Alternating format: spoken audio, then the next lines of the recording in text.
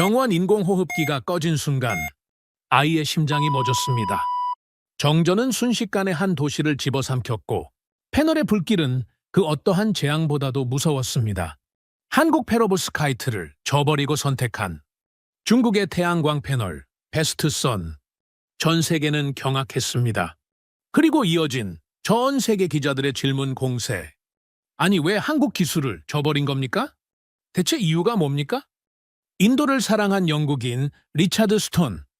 그는 3년 전 이미 모든 걸 경고했었죠. 한국과 함께 해야 합니다. 한국만이 유일한 답입니다. 라고 말이죠. 하지만 아무도 듣지 않았습니다. 중국의 뒷돈에 한국을 저버린 인도 이야기 지금 시작합니다. 그 전에 잠깐 1초 만에 누를 수 있는 좋아요 버튼을 꾹 눌러주시면 영상 제작에 아주 큰 힘이 됩니다. 그럼 바로 시작하겠습니다. 끼익! 구자라트주 에너지청 건물 앞에 검은 세단이 멈춰섰습니다. 차에서 내린 저는 가슴이 두근거리는 것을 느꼈죠. 오늘이 인도의 운명을 바꿀 수도 있는 날이라는 걸 저는 잘 알고 있었습니다. 제 손에 든 서류 가방 안에는 3년간 준비한 완벽한 자료들이 빼고 오키 들어있었어요. 대한민국 페로브스카이트 기술의 모든 것이 담긴 보고서였습니다. 저는 리차드 스톤입니다. 영국 런던에서 태어나 MIT에서 에너지 환경정책 박사, 학위를 받은 저는 15년간 이 땅 인도에서 살았습니다. 구자라트의 뜨거운 태양 아래서 땀 흘리며 연구해온 세월이었죠. 이곳은 제 제2의 고향이나 다름없었어요. 건물 로비에서 만난 라메시 기술과장이 제게 다가왔습니다. 박사님, 오늘 회의 정말 중요합니다. 고위층들이 모두 참석해요. 박사님이 아니면 한국 기술 도입은 어려울 것 같습니다. 부탁 좀 드려요, 박사님. 저는 그의 어깨를 가볍게 툭툭 두드리며 답했습니다. 걱정 마세요. 오늘은 진실만 말하겠습니다. 기술이 스스로 증명할 거예요. 하지만 속으로는 불안감이 엄습했습니다. 엘리베이터 안에서 거울에 비친 제 모습을 보니 얼굴이 굳어 있었어요. 이상했습니다. 평소 자신 있던 제가 왜 이렇게 긴장하고 있는 걸까요? 12층 회의실 문 앞에 도착했을 때 복도가 이상하게 조용했습니다. 평소라면 직원들이 분주하게 오가는 시간인데 아무도 보이지 않았어요. 마치 폭풍 전 고요함 같았죠. 문을 열고 들어선 순간 저는 직감했습니다. 뭔가 잘못됐다는 것을 말이죠. 회의실 안 분위기가 평소와 완전히 달랐습니다. 12명의 고위 관료들이 둘러앉아 있었는데 모두가 굳은 표정이었어요. 평소 친근하게 인사하던 사람들조차 제 시선을 피했습니다. 수석 관료 샤르마 차관이 차가운 목소리로 말했습니다. 박사님, 앉으세요. 시간이 많지 않으니 바로 시작하죠. 저는 의자에 앉으며 이상함을 느꼈습니다. 평소 회의라면 차와 과자가 준비되는데 오늘은 테이블이 텅 비어 있었어요. 그들의 눈빛에서 이미 결론이 난 듯한 차가움이 느껴졌습니다. 하지만 저는 포기할 수 없었습니다. 3년간 준비한 모든 것을 쏟아부을 생각이었죠. 저는 노트북을 열고 프레젠테이션을 시작했습니다. 여러분, 오늘 제가 가져온 건 단순한 기술 제안이 아닙니다. 인도의 에너지 미래를 바꿀 혁신입니다. 페로브스카이트 기반 한국 기술을 소개하겠습니다. 첫 번째 슬라이드에는 충격적인 수치가 나타났습니다. 기존 실리콘 패널 대비 효율성 23% 향상, 극한 온도 환경에서도 출력 저하 5% 이하, 유연성으로 인한 설치 공간 30% 절약. 저는 열정적으로 설명했습니다. 이 기술의 핵심은 페로브스카이트 결정 구조입니다. 기존 실리콘의 한계를 완전히 뛰어넘었어요. 특히 인도의 고온 다습한 기후에 최적화돼 있습니다. 하지만 관료들의 반응은 냉담했습니다. 한 명이 하품을 하고 다른 한 명은 휴대폰을 보고 있었어요. 제가 3년간 준비한 혼신의 발표를 무시하고 있었습니다. 15분이 지났을 때 드디어 첫 번째 질문이 나왔습니다. 하지만 기술에 대한 것이 아니었어요. 바르가바 국장이 시큰둥한 표정으로 물었습니다. 박사님, 이 기술이 너무 새롭지 않습니까? 상용화 경험이 부족한 것 같은데요. 혹시 실험실에서만 가능한 이론 아닙니까? 저는 침착하게 데이터를 보여주며 답했습니다. 전혀 그렇지 않습니다. 저는 이 분야를 27년간 연구해온 전문가입니다.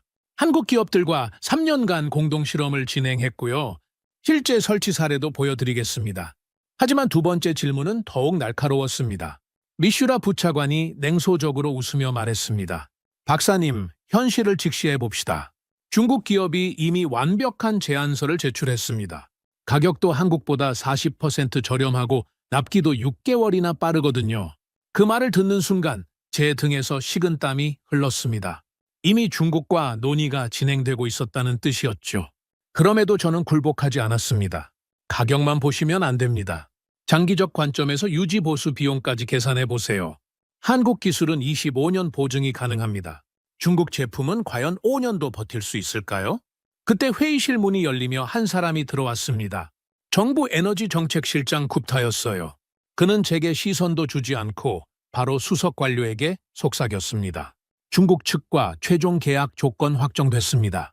내일 서명식 진행하겠습니다. 그 순간 제 심장이 쿵 떨어지는 것 같았습니다.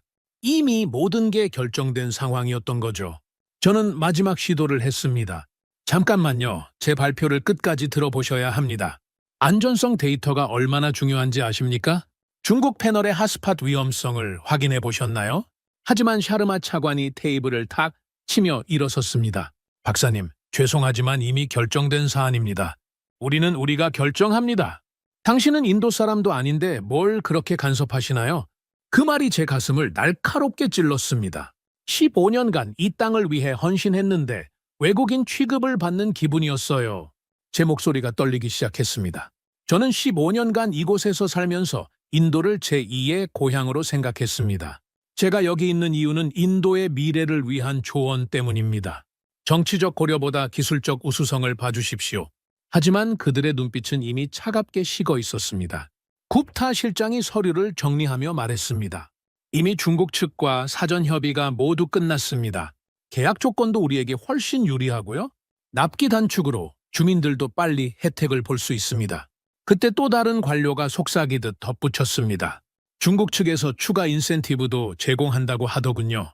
그 말을 듣는 순간 저는 모든 것을 이해했습니다. 이건 기술의 문제가 아니라 돈과 정치의 문제였습니다. 제 3년간의 노력은 처음부터 의미 없는 것이었죠. 저는 천천히 자리에서 일어나며 노트북을 닫았습니다. 그렇다면 제 역할은 여기까지인 것 같군요. 15년간 함께했지만 더 이상 머물 이유가 없겠습니다. 샤르마 차관이 약간 당황한 표정을 지었습니다. 박사님, 그렇게 성급하게 판단하지 마세요. 앞으로도 자문 역할은 계속 부탁드리고 싶습니다. 저는 쓴웃음을 지으며 서류 가방을 들었습니다. 자문이요? 제 조언을 듣지도 않으면서 무슨 자문입니까? 저는 회의실 문을 열고 나서며 마지막 말을 남겼습니다. 기술은 지금 말이 없습니다. 그러나 나중에 반드시 말하게 될 것입니다. 그때 여러분이 오늘의 결정을 후회하게 될 겁니다. 복도로 나온 저는 다리에 힘이 빠지는 것을 느꼈습니다. 15년간의 인생이 한순간에 무너지는 기분이었어요. 엘리베이터를 기다리는 동안 라메시 기술과장이 뛰어왔습니다. 박사님, 정말 죄송합니다. 저희도 박사님 의견에 동의하는데 위에서 이미 결정된 일이라. 저는 그의 어깨를 다독이며 답했습니다. 라메시, 당신 잘못이 아니에요? 다만 언젠가는 진실이 밝혀질 거예요. 그때까지 기다려보죠. 그날 저녁, 저는 15년간 쌓아온 모든 것을 정리했습니다. 연구소 책상 위에 있던 인도 국기를 조심스럽게 접었어요. 각종 감사패와 표창장들도 하나씩 상자에 담았습니다. 가장 아픈 건 직원들과의 작별이었습니다. 함께 밤새워 연구하던 동료들이 눈물을 흘리며 말했어요. 박사님, 정말 가시는 거예요. 저희가 뭔가 잘못했나요? 저는 그들을 하나씩 껴안으며 답했습니다. 여러분 잘못이 아니에요. 다만 시대가 아직 준비되지 않았을 뿐이죠. 공항으로 향하는 택시 안에서 창밖 구자라트의 풍경을 바라봤습니다. 지나가는 모든 건물과 거리가 추억으로 얼룩져 있었어요. 운전기사가 백미러로 저를 보며 말했습니다. 박사님, 많이 아쉬우시겠어요. 15년이면 정말 오랜 시간인데. 저는 창밖을 바라보며 답했습니다. 내가 이 나라를 사랑했는데 이 나라는 날 원하지 않는군요. 하지만 언젠가는 이해하게 될 거예요. 비행기가 이륙하며 인도 대지가 점점 멀어져 갔습니다. 창밖으로 보이는 구자라트의 불빛들이 작은 점들로 변해갔어요. 저는 조용히 중얼거렸습니다. 인도는 나에게 등을 돌렸습니다. 하지만 내가 틀렸다고는 생각하지 않습니다. 언젠가 진실이 밝혀질 날이 올 것입니다. 3주 후, 인도 정부는 중국 기업과 2기가와트 규모 태양광 패널 수입 계약을 체결했습니다. 언론은 혁신적 사례라며 대대적으로 홍보했어요. 빠른 납기와 저가 조건이 성공 요인이라고 분석했습니다. 한국 기업들은 단 한 번의 설명 기회도 얻지 못했어요. 그리고 저는 런던의 작은 연구소에서 그 소식을 들었습니다. 가슴 한편이 아팠지만 이미 돌이킬 수 없는 일이었죠. 하지만 동시에 확신도 들었습니다. 3년 후 그때의 선택이 어떤 결과를 가져올지 저는 알고 있었습니다. 기술은 거짓말을 하지 않거든요. 런던으로 돌아온 지 3년이 흘렀습니다. 2024년 8월 14일 평범한 화요일 오후였습니다. 영국의 차가운 여름 날씨와는 대조적으로 제 마음은 늘 인도의 뜨거운 태양을 그리워하고 있었어요. 작은 연구소에서 홀로 유럽 재생에너지 보고서를 작성하고 있었죠. 3년 전과는 다른 삶이었지만 여전히 에너지 연구에 매진하고 있었습니다. 오후 2시 30분, 평소처럼 커피를 마시며 자료를 정리하고 있을 때였어요. 갑자기 휴대폰에 인도 현지 뉴스 알림이 떴습니다. 구자라트 태양광 발전소 화재 발생이라는 헤드라인이었습니다. 저는 즉시 의자에서 일어나 컴퓨터 앞으로 달려갔어요. 손이 떨리는 것을 느끼며 인도 뉴스 사이트에 접속했습니다. 첫 번째 기사를 읽는 순간 등골이 오싹해졌죠. 구자라트 외곽 태양광 단지에서 출력 급감 현상이 보고됐다고 했습니다. 바로 제가 3년 전에 경고했던 그 지역이었어요. 현지 기술자의 인터뷰가 나왔습니다. 이상합니다. 대낮인데도 출력이 절반 이하입니다. 패널 표면 곳곳에 미세 균열과 고온 변색이 발생했어요. 어제까지만 해도 정상이었는데 갑자기 이상 증상이 나타났습니다. 저는 곧바로 제가 3년 전에 작성했던 위험성 보고서를 찾아봤습니다. 먼지가 쌓인 파일 서랍에서 그 두꺼운 보고서를 꺼냈어요. 노란 형광펜으로 표시한 부분이 선명했습니다.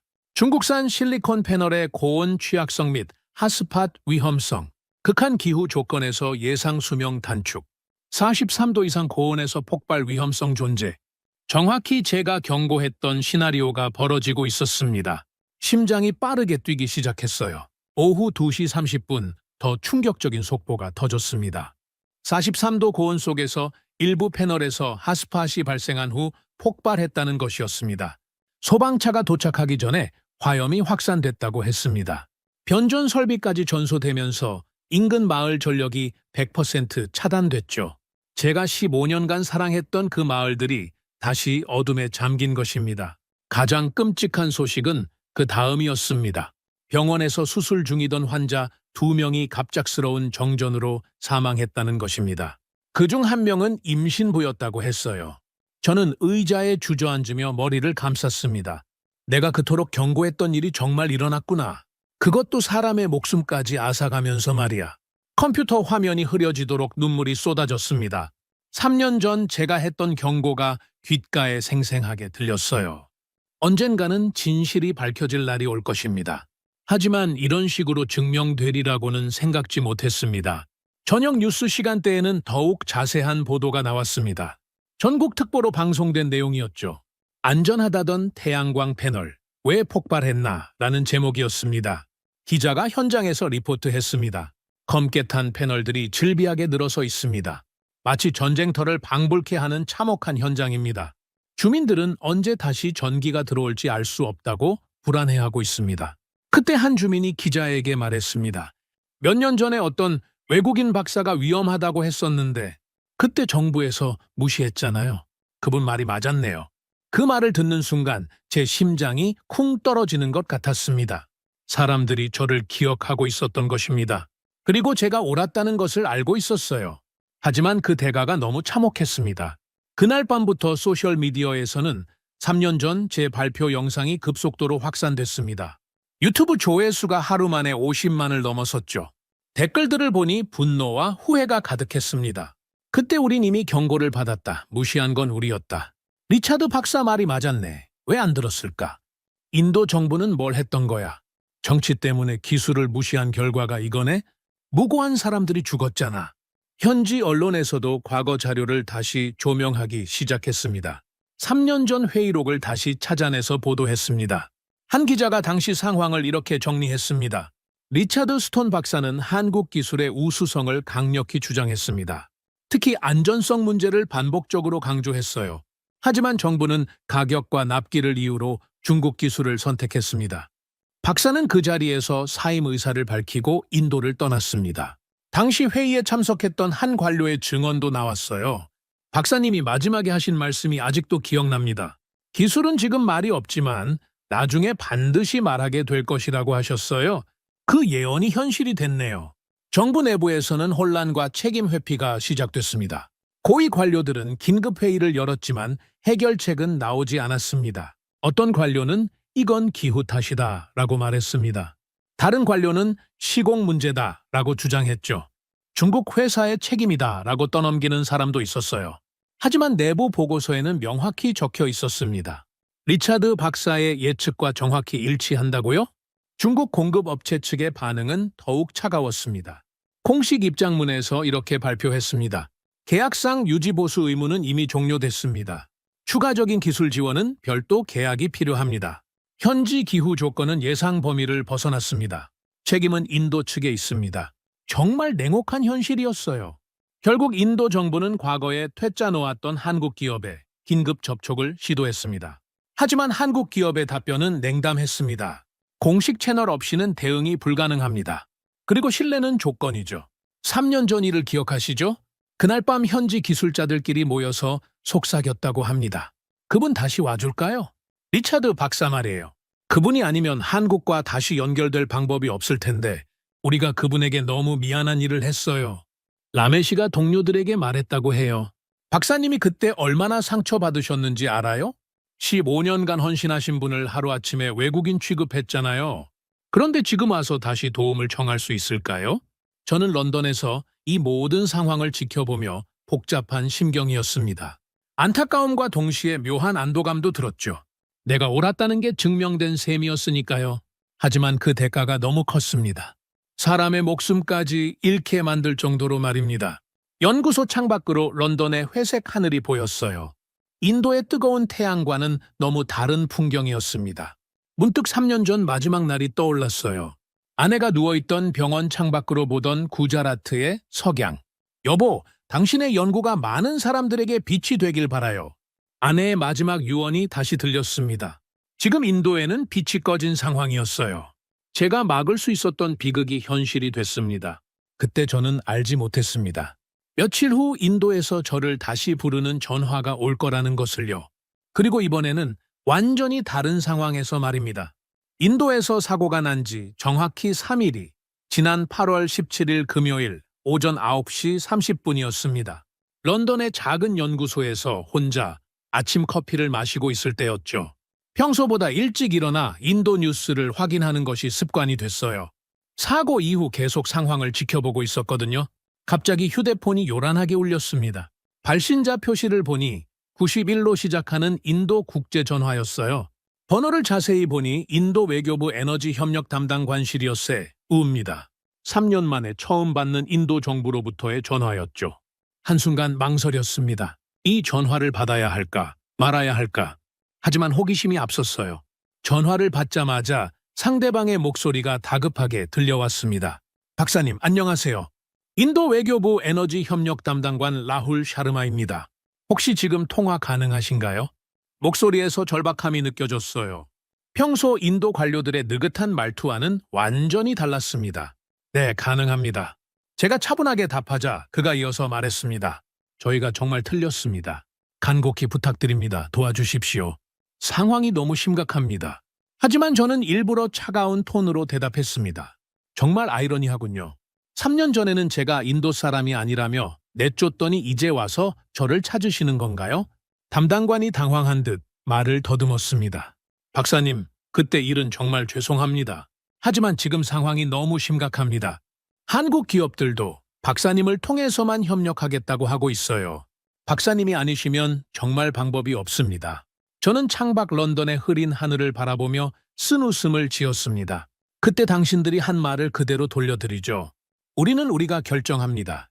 저는 영국 사람인데 인도 일에 뭘 그렇게 간섭하겠어요.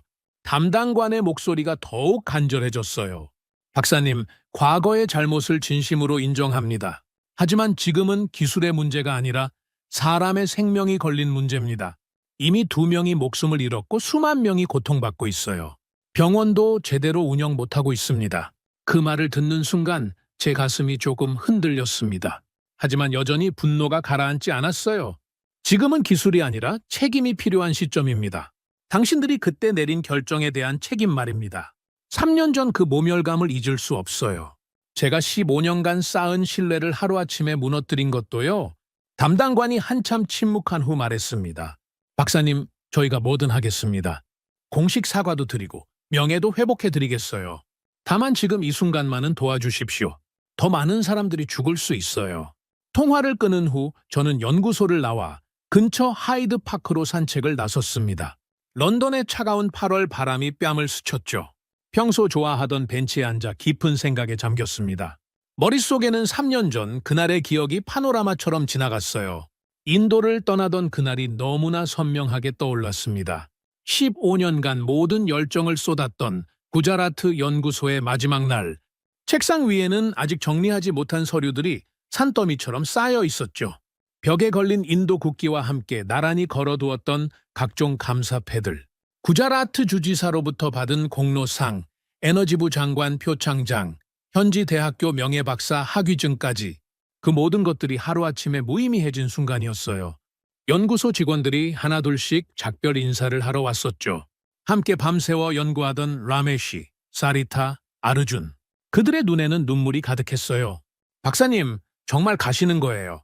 저희가 뭔가 잘못했나요? 그때 제가 뭐라고 대답했더라.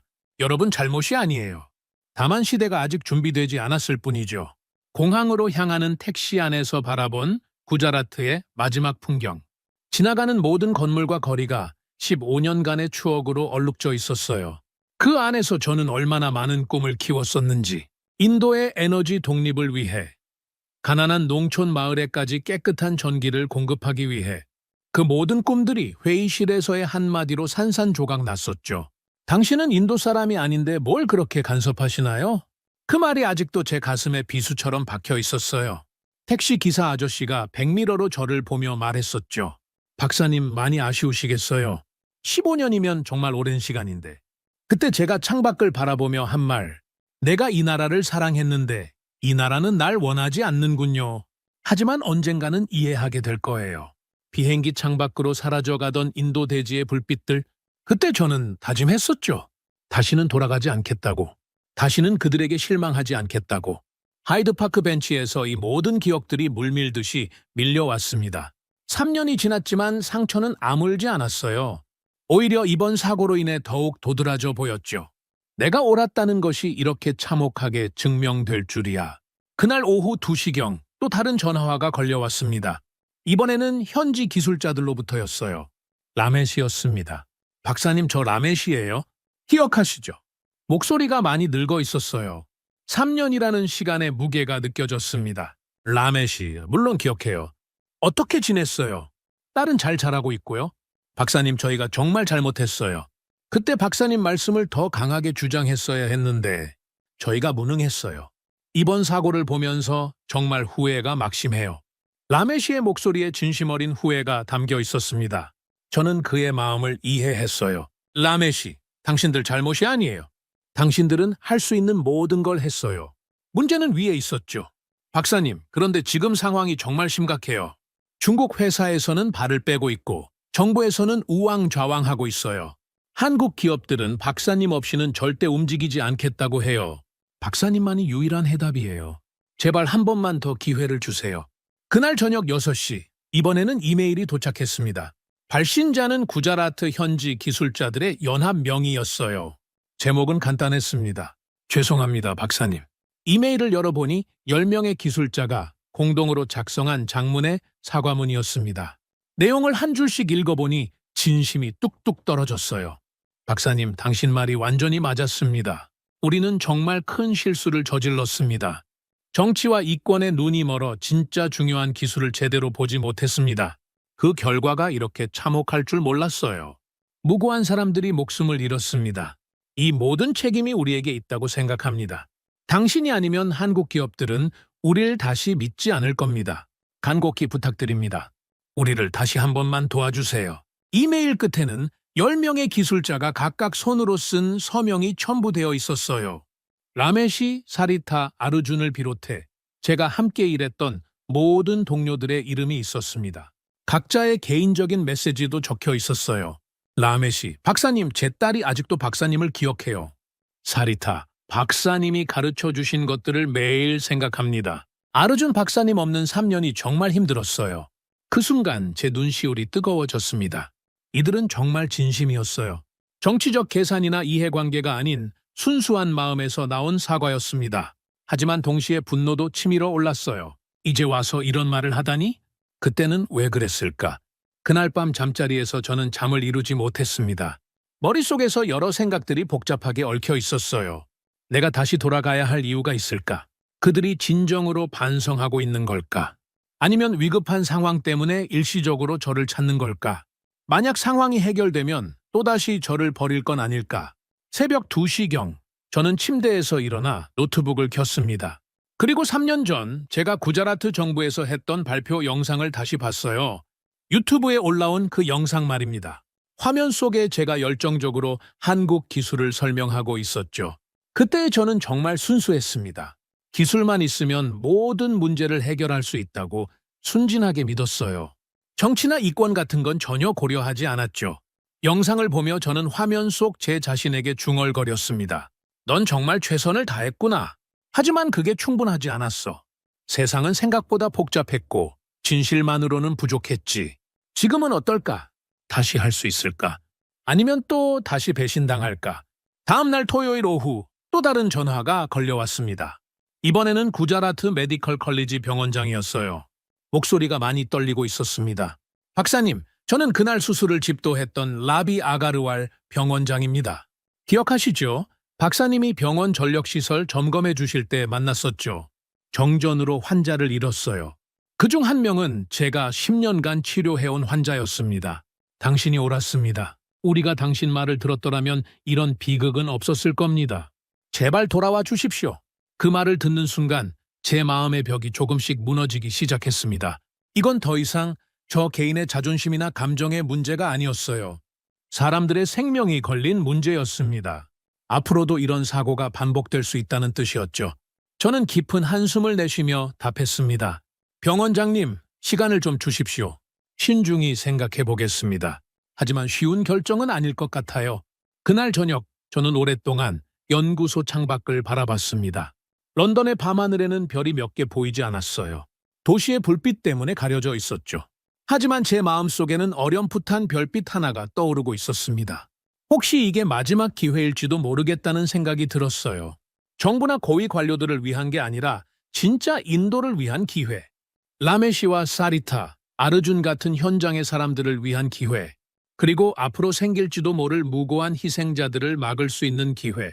그 순간 저는 마음속 깊은 곳에서 작은 결심의 씨앗이 싹 트는 것을 느꼈습니다. 아직 확신은 서지 않았지만 적어도 고려해 볼 만한 이유들이 생기고 있었어요. 아내의 마지막 말이 다시 떠올랐습니다. 당신의 연구가 많은 사람들에게 빛이 되길 바라요. 지금 인도에는 진짜 빛이 필요한 상황이었어요. 그리고 그 빛을 만들 수 있는 사람은 저뿐이라는 것을 알고 있었습니다. 8월 20일 월요일 새벽 4시 30분 런던의 조용한 새벽이었습니다. 지난 며칠간 계속된 고민 끝에 마침내 결심을 내렸어요. 인도로 돌아가기로 한 것입니다. 하지만 그 이유는 그들을 용서해서가 아니었습니다. 더욱이 과거의 모멸감을 잊어서도 아니었어요. 침대에서 일어나 거울 앞에 선 저는 제 자신에게 분명히 말했습니다. 나는 과학자다. 과학자는 정치적 보복이나 개인적 감정으로 행동하는 게 아니라 문제 해결을 위해 존재한다. 사람들이 죽어가고 있는데 자존심 때문에 외면할 수는 없다. 거울 속 제 모습은 3년 전보다 늙어 있었지만 눈빛만은 여전히 살아 있었어요. 책상 서랍에서 아내의 사진을 꺼내 바라봤습니다. 여보, 당신이라면 어떻게 했을까요? 역시 가라고 하겠죠. 기술자들의 진심 어린 이메일을 다시 한번 읽어봤습니다. 특히 마지막 문장이 계속 머릿속에 맴돌았어요. 우린 틀렸고 그 대가로 무고한 사람을 잃었습니다. 당신은 아직도 우리를 도울 준비가 되어 있나요? 그 순간 저는 스스로에게 명확히 말했습니다. 나는 과학자다. 그들은 날 쫓아냈지만 아직도 사람들은 날 부르고 있다. 이번에는 정치가 아닌 기술로 당당하게 승부하겠다. 이번이 마지막이다. 오전 9시, 저는 인도행 항공편을 예약했습니다. 히드로 공항에서 델리로 가는 직항편이었어요. 출발은 다음날 화요일 오후 2시 30분. 예약을 마치고 나니 가슴이 두근거렸습니다. 3년 만에 다시 인도 땅을 밟게 되는 것이었죠. 그것도 이번에는 완전히 다른 상황에서 말입니다. 짐을 싸면서 3년 전과는 정반대의 기분이었어요. 그때는 실망과 분노, 배신감을 안고 떠났다면 이번에는 무거운 책임감과 사명감을 안고 돌아가는 것이었습니다. 가방에 넣은 건 간단한 옷가지와 한국 기술 관련 자료들 뿐이었어요. 3년간 영국에서 추가로 연구한 페로브스카이트 기술의 최신 데이터도 함께요. 그리고 가장 중요한 건 아내가 남긴 일기장이었습니다. 그 안에 적힌 마지막 글귀를 다시 읽어봤어요. 기술은 사람을 위해 존재한다. 리차드, 당신의 신념을 끝까지 지키세요. 공항으로 가는 택시 안에서 저는 인도 외교부에 연락했습니다. 라훌 샤르마 담당관이었죠. 박사님 정말 오시는 건가요? 믿을 수가 없어요. 저는 차분하게 답했습니다. 내일 델리에 도착합니다. 하지만 미리 말씀드리죠. 이번에는 3년 전과는 완전히 다를 겁니다. 저는 정치적 타협이나 눈치 보기를 하러 가는 게 아닙니다. 순전히 기술과 과학으로만 승부할 겁니다. 담당관이 다급하게 물었습니다. 무슨 조건이든 들어드리겠습니다. 어떤 지원이 필요하십니까? 저는 단호하게 말했습니다. 조건은 간단합니다. 정치적 개입을 일절 허용하지 않겠습니다. 모든 기술적 결정은 데이터와 과학적 근거에만 기반할 것입니다. 그리고 한국 기업과의 협력에서도 투명성을 보장해 주세요. 3년 전 같은 일은 절대 반복되어서는 안 됩니다. 히드로 공항 출발 라운지에서 기다리는 동안 복잡한 심경이었습니다. 3년 전과는 정반대 상황이었죠. 그때는 실패와 좌절감을 안고 떠났다면 이번에는 마지막 기회라는 각오로 돌아가는 것이었습니다. 공항 서점에서 인도 관련 책을 한 권 샀어요. 인도의 에너지 미래라는 제목의 책이었습니다. 그 안에 제 이름도 언급되어 있었어요. 한국 기술 도입을 주장했지만 무시당한 영국 출신 연구자라고 적혀 있었습니다. 씁쓸한 기분이었지만 동시에 각오도 새로워졌어요. 비행기가 이륙하며 런던이 점점 멀어져 갔어요. 창밖으로 보이는 영국 땅을 바라보며 생각했습니다. 이번이 정말 마지막일 수도 있겠구나. 성공하든 실패하든 이번으로 인도와의 인연은 정리될 것 같다. 9시간의 비행 후 델리 인디라 간디 국제공항에 도착했습니다. 입국장에 나오자마자 예상치 못한 광경이 펼쳐졌어요. 수십 명의 기자들이 몰려들어 있었습니다. 카메라 플래시가 터지고 마이크들이 제 앞으로 쏟아졌죠. 박사님, 3년 만에 인도로 돌아오신 소감이 어떠십니까? 이번에는 정말 문제를 해결할 수 있다고 확신하십니까? 정부와의 갈등은 해결됐습니까? 한국 기술로 정말 복구가 가능한가요? 3년 전 예언이 현실이 된 것에 대해 어떻게 생각하십니까? 저는 간단하게 답했습니다. 저는 정치적 논쟁을 하러 온 게 아닙니다. 기술적 문제를 해결하러 왔습니다. 과거는 중요하지 않아요. 앞으로 어떻게 할지가 중요합니다. 다만 이번에는 순전히 기술로만 말하겠습니다. 공항 밖으로 나와서 놀란 건 또 있었어요. 과거 저를 무시했던 고위 관료들 중 일부는 공항에 나타나지도 않았습니다. 대신 현장 기술자들만 조용히 고개를 숙이며 저를 맞이하고 있었어요. 라메시가 제일 먼저 다가왔습니다. 그의 얼굴에는 3년간의 세월이 고스란히 새겨져 있었어요. 박사님, 정말 죄송합니다. 그때 우리가 더 강하게 주장했어야 했는데 당신을 지켜드리지 못해서 죄송해요. 저는 그의 어깨를 가볍게 두드리며 답했습니다. 라메시, 과거 일은 이제 중요하지 않습니다. 앞으로 어떻게 할지가 중요하죠. 우리 함께 문제를 해결해 봅시다. 당신의 딸은 잘 자라고 있나요? 네, 이제 중학생이에요. 박사님을 아직도 기억해요. 라메시의 눈에 눈물이 고였습니다. 구자라트로 향하는 차 안에서 저는 즉시 한국 기업에 연락을 취했습니다. 3년 전 제가 추천했던 소렌테크의 김민수 대표였어요. 김 대표님, 저 리차드 스톤입니다. 3년 만에 인도에 돌아왔어요. 김 대표의 목소리에서 놀라움이 느껴졌습니다. 박사님 정말 오랜만입니다. 인도 상황은 뉴스로 다 봤습니다. 정말 안타까운 일이었어요. 그때 박사님 말씀을 들었더라면 저는 직설적으로 말했습니다. 김 대표님, 지금 인도에 기회가 있습니다. 하지만 쉽지 않을 겁니다. 3년 전의 신뢰를 다시 쌓아야 하거든요. 저도 모든 것을 걸고 왔습니다. 김 대표의 답변은 명확하고 따뜻했습니다. 박사님이 직접 요청하신다면 저희는 언제든 준비돼 있습니다. 박사님을 믿고 따라가겠습니다. 다만 그 신뢰 회복은 이제 박사님 손에 달려 있겠죠.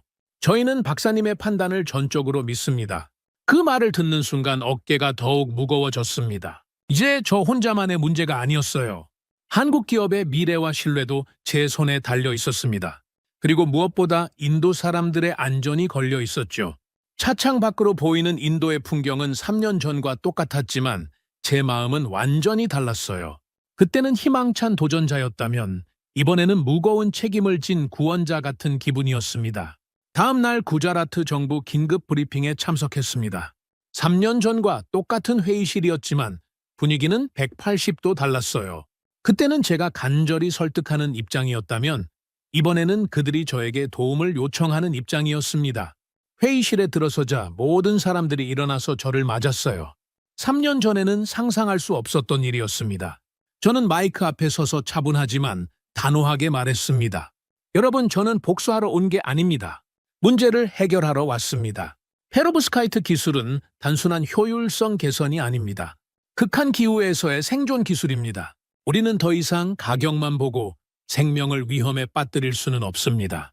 한 관료가 조심스럽게 질문했습니다. 박사님, 한국 기업들과의 협력은 어떻게 진행될까요? 과거 일 때문에 어려움이 있지 않을까 걱정됩니다. 저는 단호하게 답했습니다. 한국 기업들은 이미 협력 의사를 밝혔습니다. 기술적 검증은 완전히 투명하게 공개될 것입니다. 계약 조건도 공정하게 진행될 겁니다. 단, 이번에는 정치적 개입을 일절 허용하지 않겠습니다. 순전히 기술로만 승부하겠습니다. 회의가 끝난 후 개별적으로 저를 찾아오는 관료들이 있었어요. 그 중에는 3년 전 저를 모욕했던 사람도 있었습니다. 박사님, 그때 정말 죄송했습니다. 개인적으로 사과드리고 싶습니다. 저는 차분하게 답했습니다. 과거는 이미 지나간 일입니다. 중요한 건 앞으로예요. 실수를 반복하지 않는 것이 진짜 사과죠. 일주일 후 드디어 한국기술팀이 현장에 도착했습니다. 김민수 대표를 포함해 총 15명의 전문가들이었어요. 3년 전보다 훨씬 큰 규모였습니다. 공항에서 그들을 맞으며 저는 말했습니다. 이번이 우리에게 주어진 마지막 기회일 수도 있습니다. 실패하면 한국 기술에 대한 신뢰는 영원히 무너질 겁니다. 하지만 성공한다면 전 세계가 주목할 것입니다. 김 대표가 진지하게 답했습니다. 박사님, 저희는 완벽하게 준비됐습니다. 이번에는 기술로만 말하겠습니다. 한국의 진짜 실력을 보여드리겠어요. 현장으로 향하는 길에 많은 시민들이 몰려 나왔습니다. 어떤 사람들은 기대하는 눈빛이었고, 어떤 사람들은 여전히 의심스러운 표정이었어요. 한 시민이 저에게 다가와 물었습니다. 박사님, 정말 믿어도 될까요? 이번에는 정말 우리를 살려주실 수 있나요? 3년 전처럼 또 실망하게 되는 건 아닐까요? 저는 그의 눈을 똑바로 바라보며 단호하게 답했습니다. 이번에는 제가 모든 것을 책임지겠습니다. 제 평생의 신념과 명예를 걸겠습니다. 3년 전과는 완전히 다를 겁니다. 이번이 마지막 기회라는 걸 저도 알고 있어요. 그날 밤 숙소에서 한국팀과 마지막 전략 회의를 했습니다. 내일부터 시작될 복구 작업에 대한 세부 계획을 점검했어요. 회의가 끝나고 저 혼자 남아 창밖을 바라봤습니다. 3년 전 이곳을 떠날 때와는 완전히 다른 심경이었어요. 그때는 실망과 분노였다면 지금은 간절함과 무거운 책임감이었습니다. 이번에는 반드시 성공해야 했어요. 더 이상 실패를 용납할 여유가 없었습니다. 저와 한국 기술, 그리고 무엇보다 인도 사람들의 미래가 걸려 있었으니까요. 아내의 사진을 꺼내 바라보며 마지막으로 다짐했습니다. 여보, 이번에는 정말 끝까지 해낼게요. 당신이 바라던 그 빛을 만들어낼게요. 8월 28일 월요일 오전 6시 드디어 한국기술팀과 함께 첫 번째 복구 작업에 들어갔습니다. 새벽 공기는 차가웠지만 제 가슴은 뜨거웠어요. 3년간 기다려온 순간이 마침내 왔습니다. 차를 타고 현장으로 향하는 길, 김민수 대표가 저에게 말했습니다. 박사님, 긴장되네요. 이번 프로젝트가 성공하면 우리 회사뿐만 아니라 한국 전체의 위상이 달라질 것 같아요. 저는 창밖을 바라보며 답했습니다. 긴장되는 게 정상이에요. 하지만 우리는 준비됐어요. 이제 기술이 말할 차례입니다. 현장에 도착하자 참혹한 광경이 펼쳐졌어요. 검게 탄 중국산 패널들이 축구장 15개 크기에 걸쳐 즐비하게 늘어서 있었습니다. 폭발 흔적과 화재로 인한 그을음이 생생했죠. 바람이 불 때마다 타다 남은 플라스틱 냄새가 코를 찔렀어요. 한국 기술팀의 김민수 대표가 현장을 둘러보며 한숨을 내쉬었습니다. 박사님, 생각보다 피해가 훨씬 심각하네요. 이 정도면 완전히 새로 설치해야겠어요. 중국 패널들이 정말 엉망이 됐네요. 저는 고개를 끄덕이며 답했습니다. 맞습니다. 하지만 이것은 기회이기도 해요. 처음부터 제대로 된 기술로 시작할 수 있으니까요. 첫 작업은 파손된 중국산 패널들을 완전히 제거하는 것이었습니다. 하나하나 뜯어내는 과정에서 한국 팀원들이 혀를 차며 말했어요. 이 패널들 보세요. 열 때문에 완전히 뒤틀어져 있네요. 소재 자체가 고온에 취약했던 것 같습니다. 연결 부분도 부실하고요. 이렇게 만들어 놓고 어떻게 20년 보증이라고 했을까요? 현지 기술자 라메 씨가 함께 작업하며 말했습니다. 박사님, 이걸 보니 정말 화가 나요. 그때 박사님 말을 들었더라면 이런 일은 없었을 텐데 우리가 정말 바보같이 속았네요. 제거 작업만 3일이 걸렸습니다.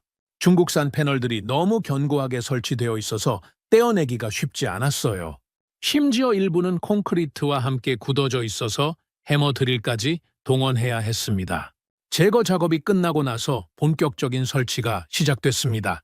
한국팀이 가져온 페로브스카이트 기반 유연 패널들이 트럭에서 내려졌어요. 중국산과는 확연히 다른 모습이었습니다. 먼저 패널 자체가 훨씬 얇고 가벼웠어요. 그리고 실제로 손으로 굽혀볼 수 있을 정도로 유연했습니다. 색깔도 중국산의 진한 검은색과 달리 약간 푸른빛이 도는 검은색이었어요.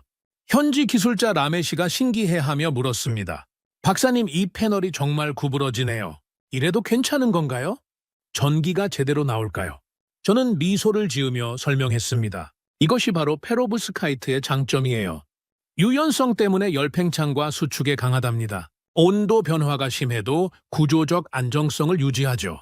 오히려 이 유연성이 내구성을 높여줍니다. 설치 작업 첫날부터 차이가 확연히 드러났습니다. 한국팀의 세심함과 정확성이 눈에 띄었어요. 모든 설치 과정을 실시간으로 데이터화하고 3중으로 검증했습니다. 김 대표가 저에게 말했습니다. 박사님, 이번에는 절대 실수가 있어서는 안 됩니다. 모든 단계를 완벽하게 기록하고 검증하겠습니다. 한국 기술의 명예가 걸린 문제예요. 설치 과정에서 가장 인상적이었던 건 해바라기 시스템이었습니다. 태양의 움직임을 자동으로 추적하는 회전식 모듈이었어요. 한국 기술자가 설명했습니다. 이 시스템은 인공지능이 탑재되어 있어요. 태양의 위치를 실시간으로 계산해서 최적 각도로 회전합니다. 심지어 날씨 변화까지 고려해서 각도를 조절해요. 시민들이 하나둘씩 몰려와 구경하기 시작했어요. 아이들이 특히 신기해했습니다. 어머, 저 패널이 움직여요.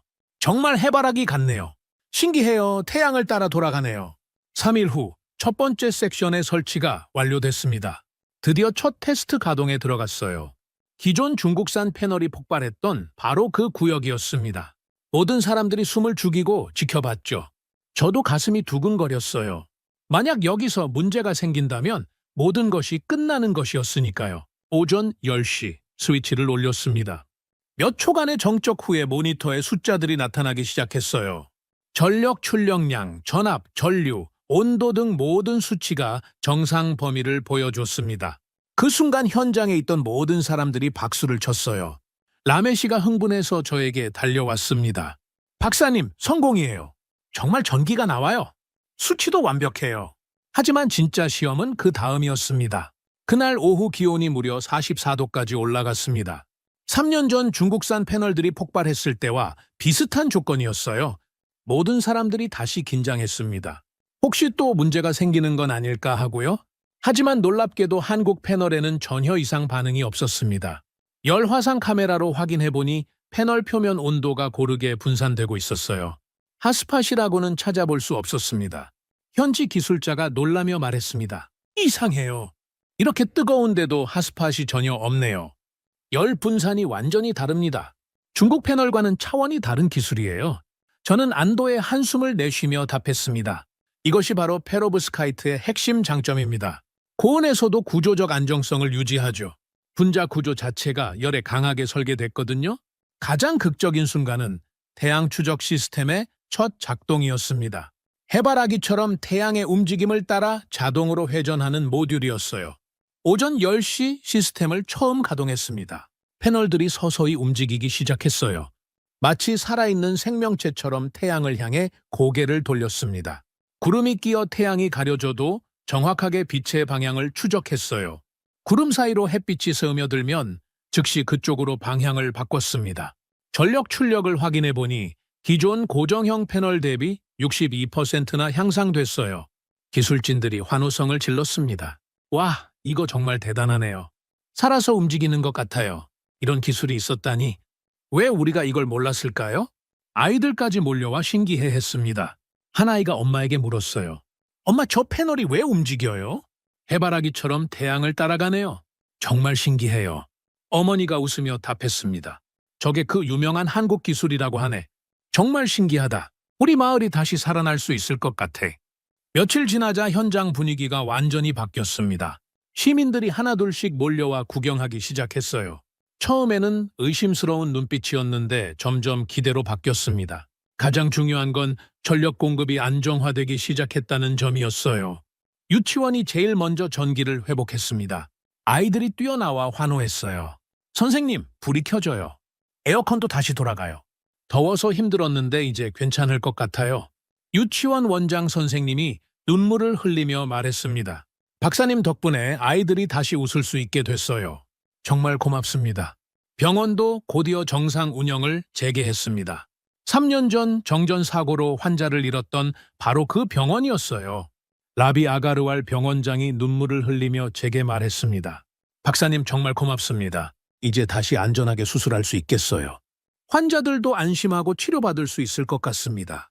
3년 전 그 악몽이 다시는 반복되지 않겠죠. 상점가도 활기를 되찾기 시작했습니다. 정전으로 문을 닫았던 가게들이 하나씩 다시 열렸어요. 냉장고를 다시 가동할 수 있게 되면서 식료품점도 정상화됐습니다. 한상인 아저씨가 한국 기술자들에게 인도 전통 음식을 포장해서 가져다 줬어요. 우리 가게가 다시 살아날 수 있어서 정말 감사합니다. 이 음식이라도 드세요. 맛있게 만들었어요. 김 대표가 감동하며 받아들였습니다. 아저씨, 정말 고맙습니다.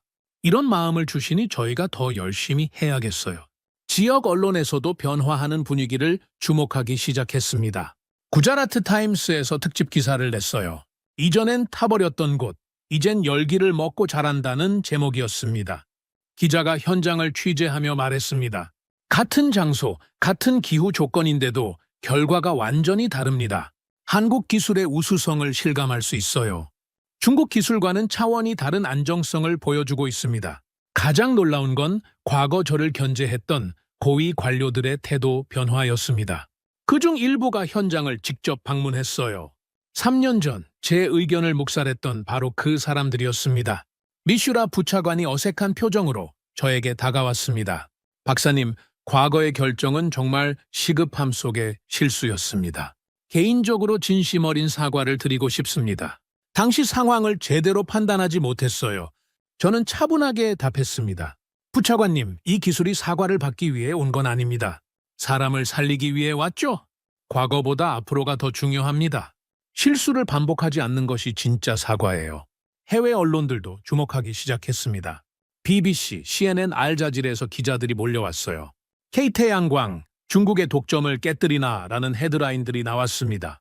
한 BBC 기자가 시민 인터뷰를 진행했어요. 이 한국 기술에 대해 어떻게 생각하십니까? 한 주민이 환하게 웃으며 답했습니다. 우린 한국 기술로 다시 살아난 셈이죠. 3년 전 중국 기술은 우리를 절망에 빠뜨렸어요. 하지만 한국은 희망을 줬어요. 정말 고마워요. 그날 밤 숙소에서 저는 창밖을 바라보며 깊은 감동을 느꼈습니다. 마을 곳곳에서 불빛이 반짝이고 있었어요. 3년 전 어둠에 잠겼던 바로 그 거리들이 다시 밝아지고 있었습니다. 저는 혼자 중얼거렸습니다. 기술은 말을 하지 않는다. 하지만 결과는 누구보다 강하게 말한다. 한국이 가져온 건 패널이 아니라 신뢰였다. 드디어 제가 3년 전에 꿈꿨던 일들이 현실이 되고 있었어요. 하지만 저는 알고 있었습니다. 아직 진짜 시험이 남아있다는 것을요. 자연이 우리에게 던질 마지막 도전이 기다리고 있었습니다. 한국 기술의 첫 성공에 모든 사람들이 기뻐하고 있을 때 예상치 못한 거대한 시험이 다가왔습니다. 9월 3일 목요일 오후 2시 인도 기상청에서 긴급 경보가 발령됐어요. 인도 서부에 12년 만에 최대 규모 사이클론이 접근한다는 것이었습니다. 사막 폭풍과 집중호우가 동시에 올 거라고 했어요. 기상청 발표에 따르면 풍속이 초속 35m에 달할 수도 있다고 했습니다. 구자라트주에는 최고 등급인 강풍경보 레벨 5가 발령됐어요. 저는 기상청 브리핑을 보면서 가슴이 철렁 내려앉았습니다. 12년 만에 최대 규모라고? 이번 태풍은 한국 기술의 진정한 내구성을 시험하는 극한의 테스트가 될 것이다. 현지 관료들 사이에서 걱정스러운 속삭임이 들리기 시작했습니다. 이건 아무리 한국 기술이라도 힘들겠는데요. 자연재해 앞에서는 어떤 기술도 한계가 있잖아요. 혹시 또 문제가 생기는 건 아닐까요? 3년 전 중국 패널도 처음엔 괜찮았는데 결국 터졌거든요. 이런 말들이 관료들 사이에서 조용히 오가고 있었어요. 시민들의 불안감은 더욱 빠르게 확산됐습니다. 복구된 병원과 상점, 학교 관계자들이 걱정하기 시작했어요. 다시 꺼지면 어떡하죠? 이번엔 태풍까지 오는데 정말 큰일 날 것 같아요. 한국 기술이 아무리 좋다고 해도 이런 폭풍을 견딜 수 있을까요? 3년 전처럼 또 병원에 문제가 생기면 어쩌죠? 병원장 라비 아가르왈이 저에게 전화를 걸어왔습니다. 박사님, 정말 걱정이에요. 환자들이 불안해하고 있어요. 수술 일정도 미루어야 할까요? 혹시 대비책이 있으신가요? SNS에서도 의구심이 빠르게 퍼지기 시작했습니다. 한국 기술, 첫 곱이 넘을 수 있을까라는 게시물들이 올라왔어요. 댓글들을 보니 시민들의 불안감이 고스란히 드러났습니다. 아직 설치한 지 얼마 안 됐는데 벌써 태풍이라니. 정말 견딜 수 있을까 걱정돼요.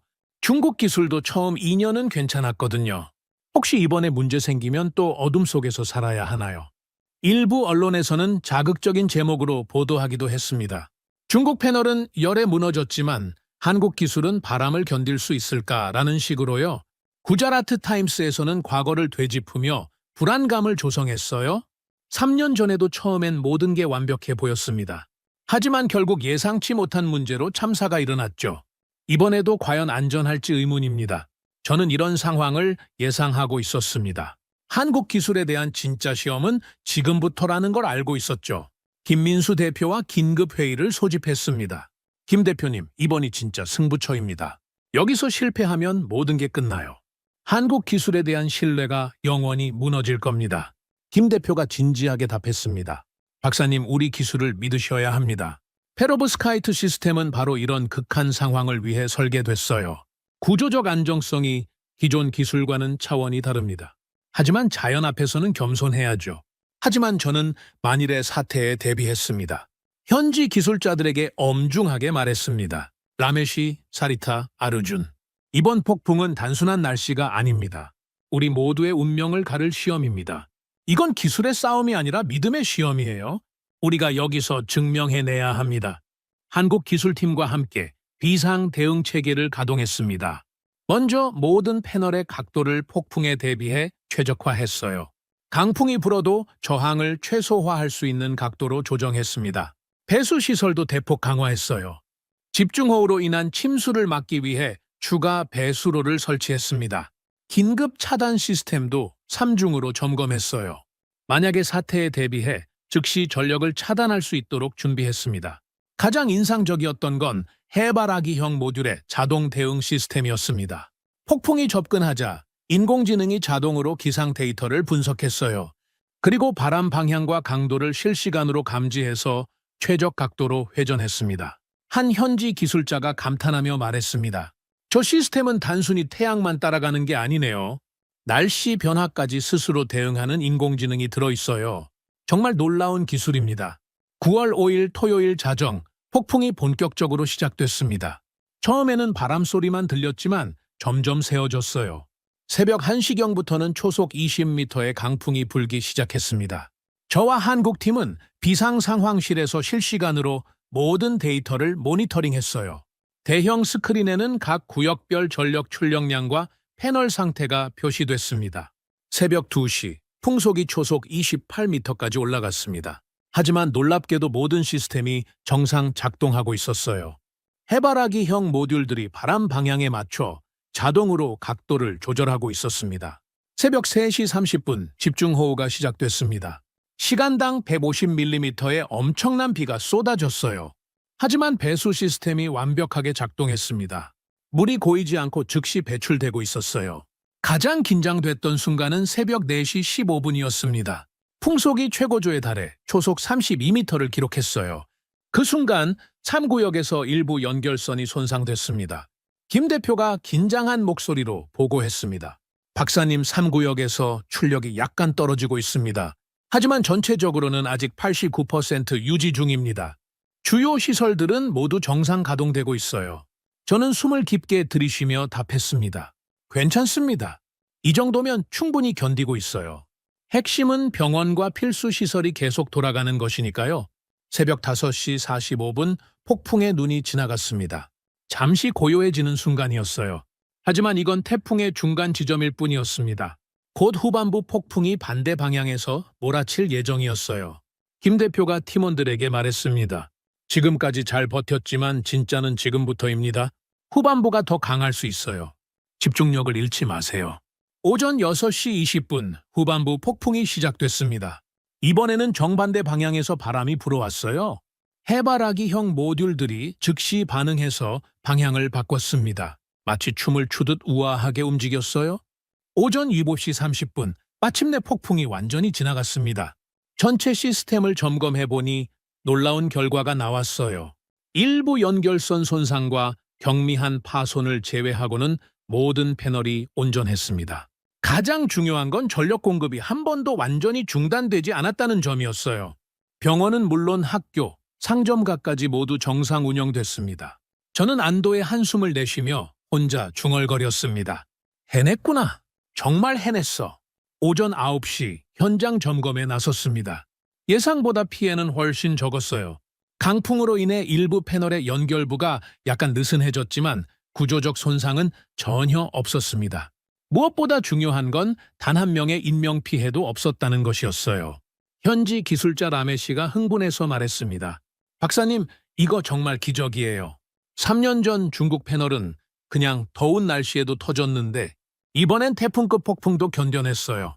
한국 기술이 정말 대단해요. 시민들의 반응은 더욱 뜨거웠습니다. 정전 없이 태풍을 보낸 병원 관계자들이 눈물을 흘리며 감사를 표했어요. 간호사 미라가 저에게 달려와 말했습니다. 박사님, 어젯밤에도 응급 환자가 3명이나 들어왔는데요. 만약 전기가 나갔다면 정말 큰일 날 뻔했어요.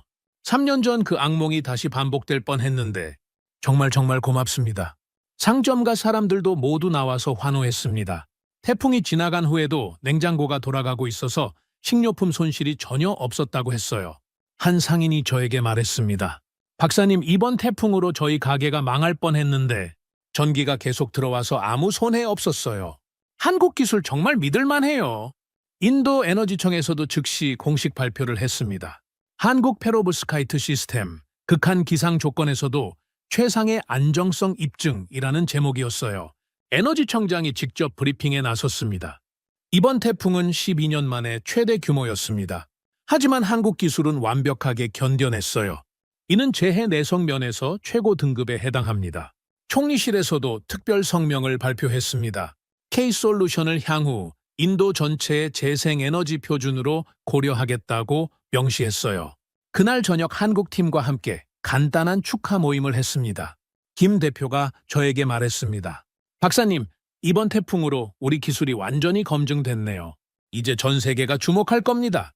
인도뿐만 아니라 동남아시아, 아프리카까지 시장이 열릴 것 같아요. 저는 잔을 들며 조용히 답했습니다.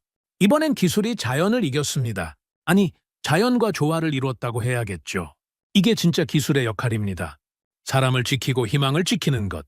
그날 밤 숙소에서 창밖을 바라보며 깊은 감동을 느꼈습니다. 태풍이 지나간 후에 맑은 하늘이 보였어요. 별들이 유난히 밝게 빛나고 있었습니다. 저는 혼자 중얼거렸습니다. 우리가 설계한 건 기술이 아니라 신뢰를 견디는 시스템이었다. 사람들은 불빛보다 불이 꺼질까봐 더 두려워했다. 이번 폭풍이 지나간 건 단지 하늘만이 아니었다. 사람들의 의심과 불안도 함께 지나갔다. 이제 진짜 성공의 막이 오를 차례였습니다. 폭풍을 버텨낸 한국 기술에 대한 평가가 완전히 바뀌었습니다. 인도에너지청과 국제표준기관이 합동으로 정식 검사에 나섰어요. 모든 시스템을 철저히 검증한 결과가 나왔습니다. 페로브스카이트 시스템이 재난 내성, 효율성, 장기 안정성 모든 부문에서 최고 등급을 받았어요. 검사관이 저에게 말했습니다. 박사님, 이런 결과는 처음 봅니다. 극한 조건에서도 이렇게 안정적인 기술은 흔치 않아요.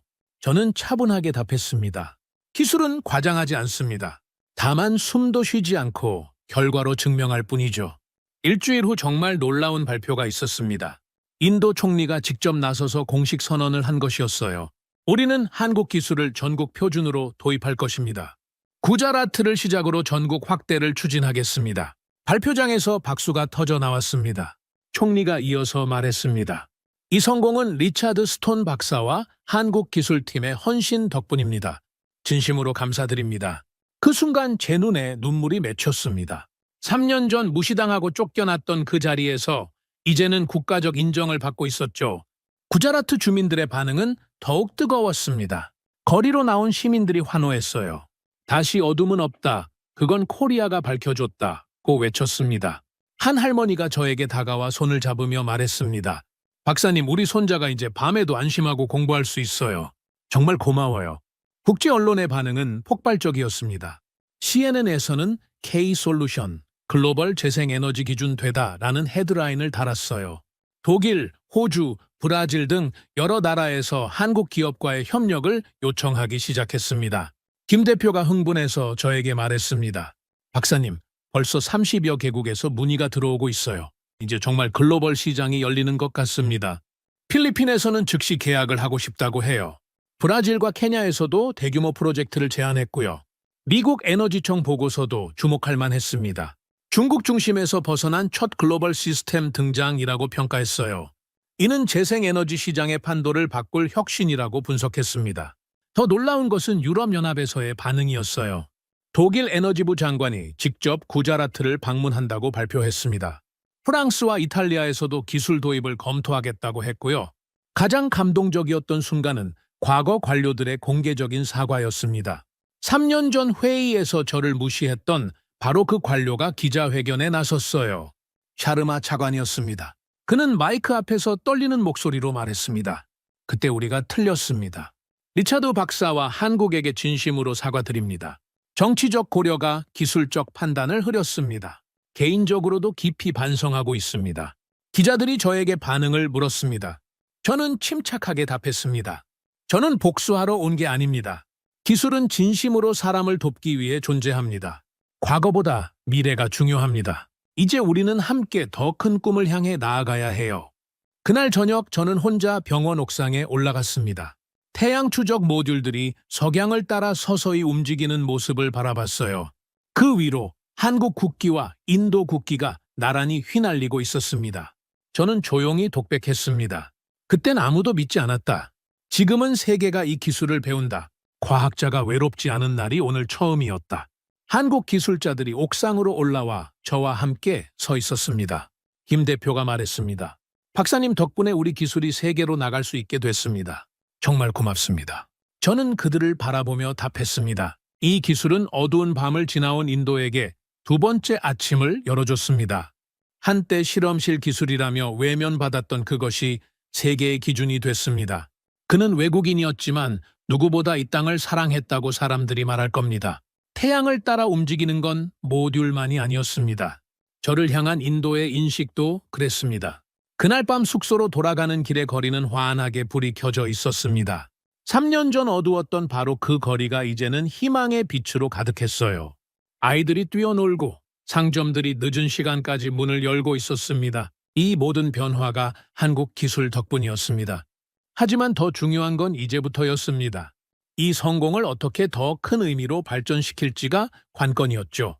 인도에서의 성공은 제가 상상했던 것보다 훨씬 더 큰 파급 효과를 가져왔습니다. 2024년 10월 스위스 제네바에서 열린 세계에너지기구 정기총회에서 역사적인 일이 일어났어요. IEA 사무총장이 공식적으로 페로브스카이트 기반 K-솔루션을 신흥국 재생에너지 보급 표준 모델로 채택한다고 발표한 것입니다. 이는 전 세계 에너지 정책의 새로운 기준이 되는 순간이었어요. 발표 직후 필리핀, 케냐, 브라질, 터키, 베트남, 방글라데시 등 35개국이 한국 기업과 본격적인 계약 협상에 들어갔습니다. 김민수 대표가 저에게 흥분해서 전화를 걸어왔어요. 박사님, 이제 정말 꿈만 같습니다. 우리 기술이 아시아를 넘어 아프리카, 남미까지 진출하게 됐어요. 에너지는 더 이상 선진국만의 특권이 아니에요. 개발도상국도 최고 수준의 기술을 쓸 수 있게 됐습니다. 가장 감동적이었던 소식은 11월에 들려왔습니다. 유엔 산하 국제기술훈련센터에서 리차드 스톤 프로젝트라는 이름의 교육 과정을 신설한다는 것이었어요. 개발도상국 기술자들을 위한 재생에너지 전문 교육 프로그램이었습니다. 센터장 마리아 곤잘레스가 저에게 직접 전화를 걸어왔어요. 박사님, 당신의 경험과 철학을 바탕으로 한 교육 과정을 만들고 싶습니다. 전 세계 기술자들이 박사님처럼 사람을 위한 기술을 개발할 수 있도록 하는 것이 목표예요. 순수한 과학 정신과 인류애를 가르치고 싶습니다. 12월 15일 뉴욕 유엔 본부에서 첫 번째 초청 간견을 했습니다. 40개국에서 온 200여 명의 기술자들이 참석했어요. 간견장에 서서 저는 이렇게 말했습니다. 여러분, 저는 기술자가 아닙니다. 저는 사람을 믿는 사람입니다. 기술은 숫자와 데이터로 말하지만 그 뒤에는 항상 사람이 있어요. 우리가 만드는 모든 기술은 결국 누군가의 삶을 위한 것입니다. 청중석에서 큰 박수가 터져 나왔어요. 각국에서 온 젊은 기술자들이 감동한 표정으로 저를 바라보고 있었습니다. 케냐에서 온 여성 기술자가 질문했습니다. 박사님, 저희 나라도 전력 부족으로 고생하고 있어요. 하지만 정부에서는 비용 때문에 망설이고 있습니다. 어떻게 설득해야 할까요? 저는 진심을 담아 답했습니다. 기술의 가치는 단순히 비용으로 계산할 수 없습니다. 사람의 생명과 미래는 돈으로 환산할 수 없어요. 데이터와 사실로 꾸준히 설득하세요. 진실은 언젠가 반드시 받아들여집니다. 2025년 1월 인도와 한국 정부 간의 역사적인 에너지 파트너십 협정이 체결됐습니다. 양국 정상이 공동으로 서명한 이 협정은 단순한 기술 협력을 넘어선 전략적 동맹이었어요. 한국의 첨단 기술과 인도의 방대한 시장, 그리고 현장 경험을 결합해 아시아 전체의 에너지 허브를 구축한다는 비전이었습니다. 서명식에서 한국 대통령이 말했습니다. 이 협정은 한 개인의 신념과 용기에서 시작됐습니다.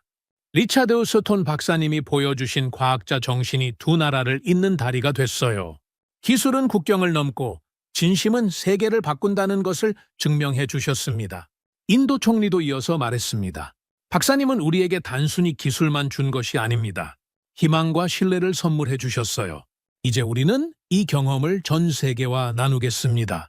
하지만 저에게는 더 개인적이고 중요한 결정이 남아 있었습니다. 앞으로 어디서 무엇을 하며 살아갈 것인가 하는 문제였어요. 여러 선택지가 있었습니다. 한국 정부에서는 에너지 정책 자문관을 제안했고 유럽연합에서는 재생에너지 연구소장 자리를 권했어요. 심지어 미국 MIT에서도 석좌 교수직을 제안했습니다. 하지만 저는 모든 제안을 정중히 거절했습니다. 대신 특별한 선택을 했어요. 인도 남부 타밀나두 주의 작은 마을 마두라이에 소규모 태양광 교육센터를 설립하기로 한 것입니다. 정부나 대기업의 지원이 아닌 순수하게 지식과 기술을 나누는 공간을 만들고 싶었어요. 2025년 3월 마두라이 교육센터 개소식이 열렸습니다. 한 언론과의 인터뷰에서 저는 이렇게 말했습니다. 저는 이제 권력이나 명예에는 관심이 없습니다. 진짜 중요한 건 다음 세대에게 무엇을 물려줄 것인가예요. 정치와 권력이 아닌 순수한 지식과 사람에 대한 사랑이 기술의 미래를 만들어갑니다. 교육센터는 작았지만 알찬 공간이었어요. 20명 정도가 함께 공부할 수 있는 강의실과 실습실, 그리고 작은 도서관이 있었습니다. 연구소 벽에 저는 직접 글귀를 새겼어요. 태양은 하루에 한 번 뜨지만 기술은 언제든 희망을 밝힌다. 이 문구가 앞으로 이곳을 찾을 모든 사람들에게 영감을 주기를 바랐습니다. 교육센터 개소식에는 전 세계에서 사람들이 찾아왔어요. 한국에서는 김민수 대표와 기술팀이 왔고 유럽과 아프리카에서도 젊은 연구자들이 참석했습니다. 인도 현지에서는 라메시, 사리타, 아르준을 비롯해 함께 일했던 모든 동료들이 왔어요. 개소식 연설에서 저는 말했습니다. 이곳은 학교가 아닙니다. 꿈을 키우는 곳입니다. 기술을 배우는 곳이 아니라 사람을 사랑하는 마음을 키우는 곳이에요. 여러분이 여기서 배운 것을 고향에 가서 나눠주세요. 한 아프리카 학생이 저에게 말했습니다. 박사님, 저희 나라도 박사님처럼 기술로 희망을 만들고 싶어요. 가난하고 전기가 없는 마을이 너무 많아요. 어떻게 시작해야 할까요? 저는 그의 어깨를 가볍게 두드리며 답했습니다. 기술을 팔려고 하지 마세요. 신뢰를 나누세요. 사람들이 당신을 믿을 때 기술도 따라올 겁니다. 가장 보람찬 순간은 현지 초등학생들의 방문이었습니다. 마두라이 초등학교 아이들 30명이 견학을 왔어요. 한 아이가 태양광 패널 조립 실습을 하며 반짝이는 눈으로 말했습니다. 선생님, 저도 커서 코리아처럼 멋진 기술 만들고 싶어요. 우리 마을에도 이런 전기를 만들어주고 싶어요. 그런 기술자가 될 수 있을까요? 저는 환하게 웃으며 답했습니다. 물론이죠. 당신이 사람을 진심으로 사랑하는 마음만 있다면 충분합니다. 기술은 사랑에서 나오거든요. 2025년 6월 교육센터 운영 3개월 만에 놀라운 일이 일어났습니다. 첫 번째 수료생들이 각자의 고향으로 돌아가 작은 태양광 프로젝트들을 시작한 것이었어요. 방글라데시로 돌아간 파르하는 농촌 마을에 소규모 발전소를 설치했습니다.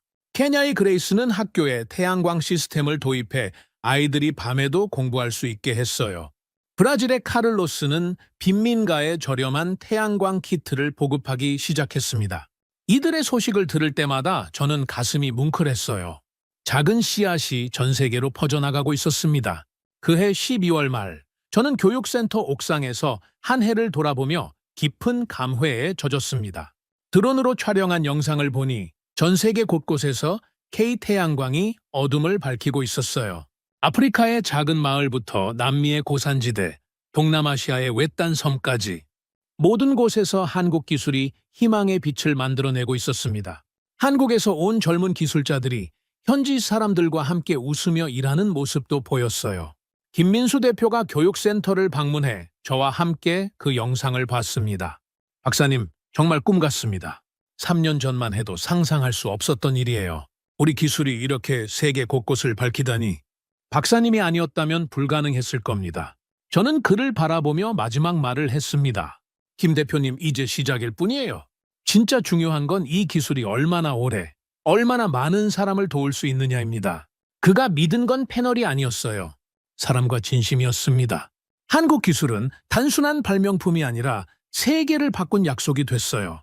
태양보다 먼저 뜬 희망, 그것이 바로 K솔루션입니다. 그날 밤 저는 깊은 잠에 들었습니다. 3년 전 인도를 떠날 때 분노와 실망은 온데간데 없이 사라졌어요. 대신 깊은 만족감과 평온함이 제 마음을 가득 채우고 있었습니다. 기술은 결국 사람을 위해 존재한다는 믿음을 끝까지 지켜낸 결과였죠. 다음 날 새벽, 교육센터 마당에서 태양이 떠오르는 것을 바라봤습니다. 해바라기처럼 태양을 따라 움직이는 작은 실습용 모듈들이 천천히 동쪽을 향해 고개를 돌렸어요. 그 순간 저는 확신했습니다. 이 빛은 계속 이어질 것이라고. 전 세계 어두운 곳마다 희망을 전하며 계속 퍼져나갈 것이라고. 그리고 언젠가는 모든 사람이 깨끗하고 안전한 에너지를 누릴 수 있게 될 것이라고. 기술은 강하지 않았습니다. 다만 끝까지 진심이었어요. 믿음을 거절당해도 포기하지 않았습니다. 그 빛은 조용히 떠올랐고 마침내 세상을 밝혀냈습니다. 그리고 지금 한 남자의 신념과 한 나라의 기술은 전 세계를 바꾸는 희망이 되었습니다. 코리아. 그리고 앞으로도 계속될 이 아름다운 여정. 기술은 강하지 않았습니다. 다만 끝까지 진심이었습니다. 믿음을 거절당해도 사라지지 않았습니다. 그 빛은 조용히 떠올랐고 마침내 모두를 밝혀냈습니다. 그리고 지금 한 남자의 고집과 한 나라의 기술은 세계를 바꾸는 이름이 되었습니다. 코리아. 그리고 리차드 스톤. 5년이 흘렀습니다. 2030년 오늘 저는 마두라이 교육센터에서 이 이야기를 마무리합니다. 전 세계 85개국에서 K솔루션이 빛을 밝히고 있어요. 교육센터를 거쳐간 1,500명의 기술자들이 각자의 고향에서 희망을 키우고 있습니다. 그들이 설치한 작은 발전소들이 모여 지구 곳곳을 밝히고 있어요. 아직도 매일 젊은 기술자들이 이곳을 찾아옵니다. 그들의 눈빛은 5년 전 제 눈빛과 똑같아요. 세상을 바꾸고 싶다는 간절함으로 가득 차 있습니다. 저는 그들에게 말해줍니다. 기술은 사람을 위해 존재한다. 진심이 통하지 않는 곳은 없다. 다만 조금 더 기다려야 할 뿐이다. 라메 씨의 딸은 이제 대학생이 되어 에너지 공학을 공부하고 있어요. 그 아이가 어제 저에게 말했습니다. 박사님, 저도 박사님처럼 세상을 밝히는 사람이 되고 싶어요. 김민수 대표는 한국 최대 에너지 기업의 회장이 되었습니다. 하지만 여전히 가끔 교육센터를 찾아와 젊은 기술자들과 이야기를 나누어요. 3년 전 저를 무시했던 관료들 중 일부는 이제 K솔루션의 열렬한 지지자가 되었습니다. 과거는 과거일 뿐입니다. 중요한 건 지금과 미래예요. 오늘도 어딘가에서 전기가 없어 고생하는 사람들이 있을 겁니다. 하지만 저는 확신합니다. 언젠가는 모든 곳에 빛이 닿을 것이라고. 그 빛 앞에서 어둠은 결코 이길 수 없다고. 기술은 강하지 않았습니다. 다만 끝까지 진심이었습니다. 그리고 그 진심이 세상을 바꿨습니다. 이것이 리차드 스톤의 이야기입니다. 한 남자의 신념이 세계를 밝힌 이야기였습니다. 오늘의 사연은 여기까지입니다. 구독과 좋아요는 영상 제작에 아주 큰 힘이 됩니다. 지금까지 감동테라스 저는 소희였습니다. 오늘도 우리 구독자님들의 가정에 따뜻한 행복이 가득하시길 진심으로 바라겠습니다. 긴 영상 끝까지 시청해주셔서 정말 감사합니다. 내일 더 좋은 이야기로 찾아뵙겠습니다. 감사합니다.